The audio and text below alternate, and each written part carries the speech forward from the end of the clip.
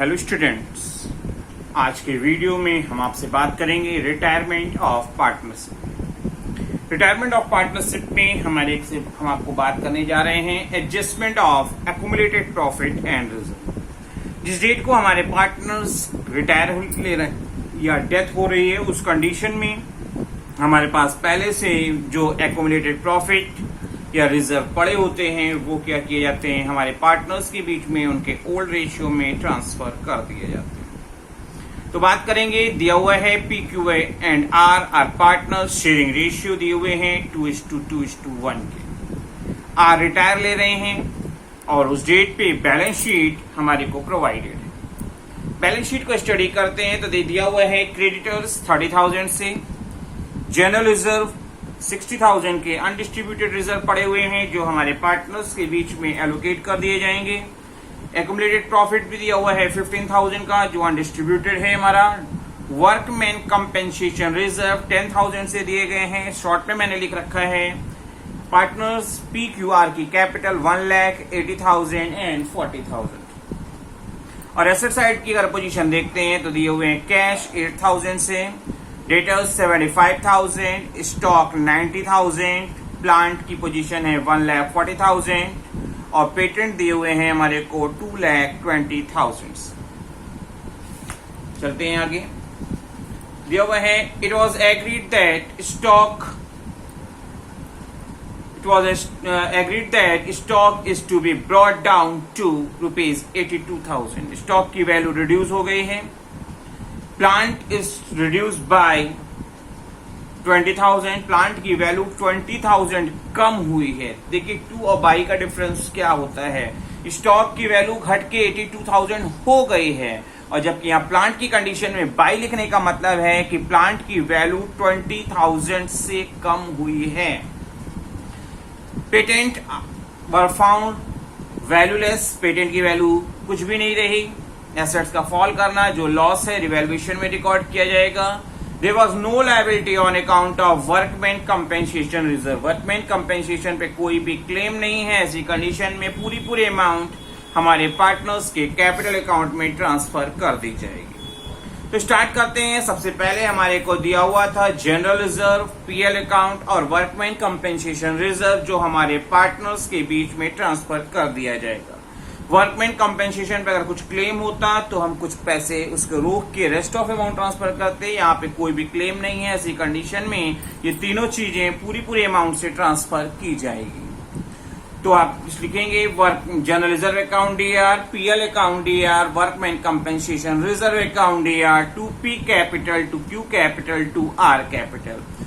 ये अमाउंट हमारे पार्टनर्स में 2:2:1 के रेशियो में ट्रांसफर की जाएगी जो रिटायरमेंट से पहले हमारे पार्टनर्स का ओल्ड रेशियो दिया हुआ है।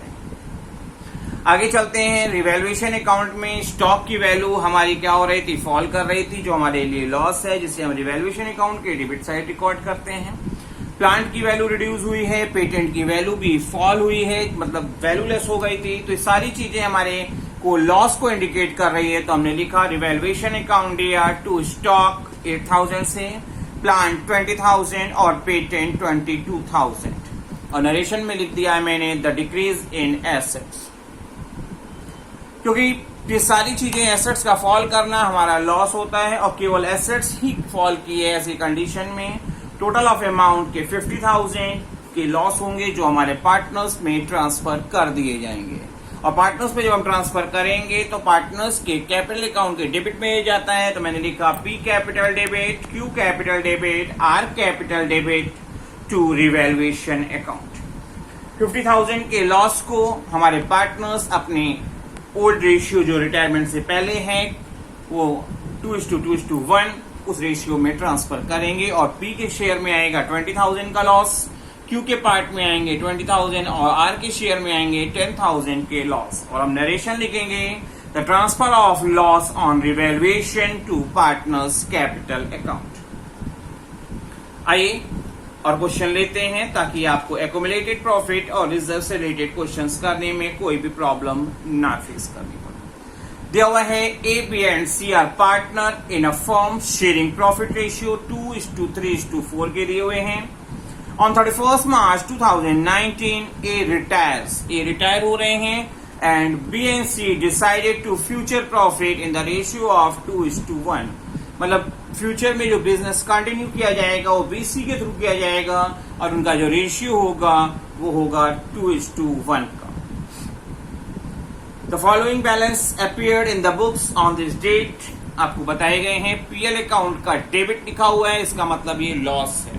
अगर क्रेडिट लिखा होता तो प्रॉफिट माना जाता, या कुछ ना लिखा होता तो भी हम प्रॉफिट मानते।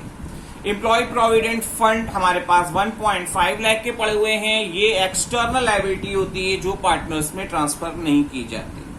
वर्कमैन कंपेंसेशन रिजर्व में 45,000 रुपीज है। जनरल रिजर्व के 1.2 लाख रुपीज हमारे पास जिस डेट को रिटायरमेंट हो रहा है उस डेट पे अवेलेबल है। कंडीशन दी गई है, it is agreed that work point number 1 अगर पढ़ें तो लिखा हुआ है workman compensation reserve is no more required. Workman compensation reserve पे कोई क्लेम नहीं हो तो क्या होगा। और सेकंड कंडीशन दी हुई है 25% of the general reserve is to be transfer to investment fluctuation reserve. तो बात करते हैं, सबसे पहले हमको जर्नल एंट्री पास करनी है और हमने लिख रखा है journal entries in the books of AP and C, क्योंकि हमारे को 72,000 के पीएल अकाउंट लॉस दिए हुए हैं जो हमारे पार्टनर्स के कैपिटल अकाउंट के डेबिट में रिकॉर्ड होंगे। और हमने लिखा 31 मार्च 19 को A's capital debit, B's capital debit to C's capital, और फिगर हमारी जो आएगी वो होगी टू पीएल अकाउंट के बाद अपने रेशियो में हम इसे एलोकेट करेंगे 2:3:4 के रेशियो में। तो ए को मिलेगा 16,000, 72,000 का 2/9, बी के शेयर में आएंगे 72,000 के 3/9 24,000, और सी के शेयर में बात करेंगे तो 72,000 के 4/9 करके 32,000 रुपीज आएंगे। और हम नरेशन लिखेंगे accumulated loss transfer to partners capital account in their old ratio at the time of as retirement. हमने पीएल अकाउंट जो लॉस था उसको ट्रांसफर कर दिया। आगे चलते हैं, आगे वर्कमैन कंपेंसेशन रिजर्व की बात करते हैं। Workman compensation condition number first में हम बात कर रहे हैं कि अगर कोई क्लेम नहीं है तो उस कंडीशन में वर्कमैन कंपेंसेशन रिजर्व को हमारे पार्टनर्स में पूरा ट्रांसफर कर दिया जाएगा। और हम लिखेंगे workman compensation reserve account to A capital to B capital to C capital. इसे 2:3:4 के रेशियो में जब हम एलोकेट करेंगे तो ए के शेयर में आएंगे 10,000, बी के शेयर में आएंगे 15,000 और सी के शेयर में आएंगे 20,000।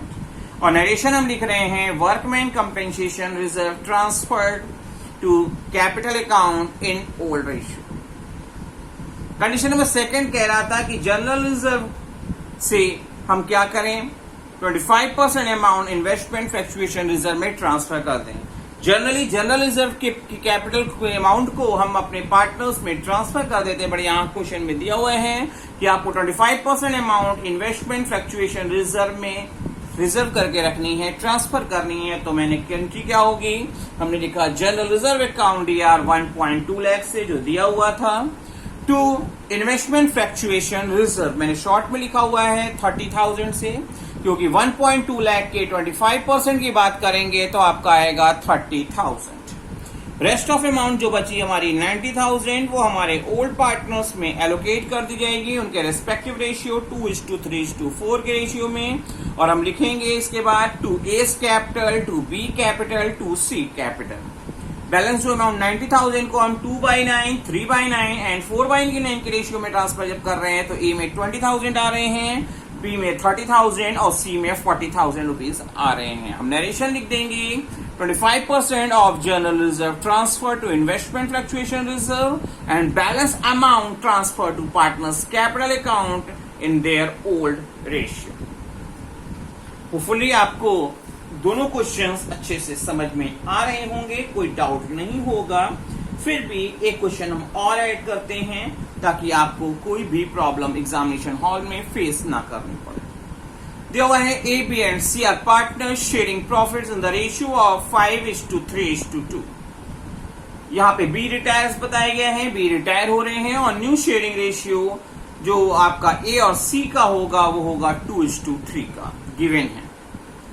अगर कुछ ना मेंशन होता न्यू रेशियो के बारे में तो उस कंडीशन में जो पुराना कॉम्बिनेशन ए और सी के बीच का होता वही यहाँ पे उनका न्यू रेशियो माना जाता, और बाद में जब हम गेनिंग रेशियो काउंट करते तो गेनिंग रेशियो में भी उनका वही कॉम्बिनेशन रिजल्ट में आता।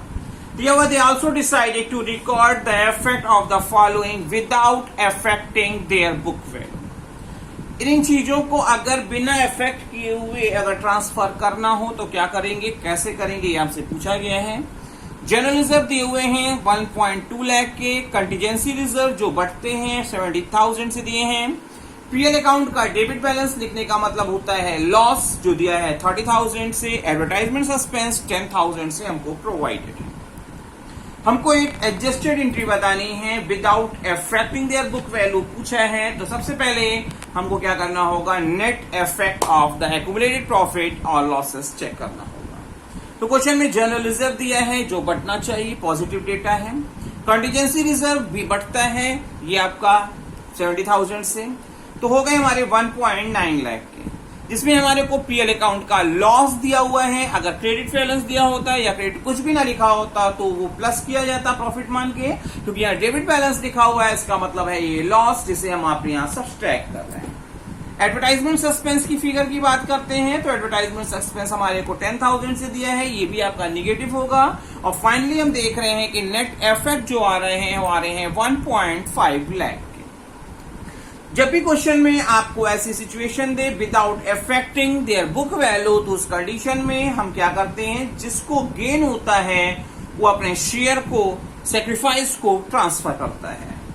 तो हम बात करेंगे, सबसे पहले सैक्रिफाइसिंग और गेनिंग रेशियो निकालना होगा। आप देख रहे हैं ए और सी फ्यूचर में भी कंटिन्यू कर रहे हैं अपने बिजनेस को, और इस सैक्रिफाइसिंग और गेनिंग रेशियो निकालने का कॉन्सेप्ट है ओल्ड माइनस न्यू रेशियो। तो हम कर रहे हैं ओल्ड माइनस न्यू 5/10 माइनस 2/5 किया हमने, तो ऐसी कंडीशन में ए को 1/10 का सैक्रिफाइस आ रहा है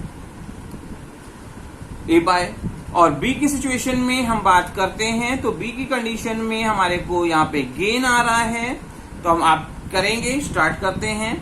तो यहाँ क्या होगा, तो यहाँ पे क्योंकि आपके सी को 4/10 का गेन हो रहा है, सी को 4/10 का, तो उस कंडीशन में 1,50,000 का 4/10 इनको प्रोवाइड करना होगा और फिगर होगी 60,000।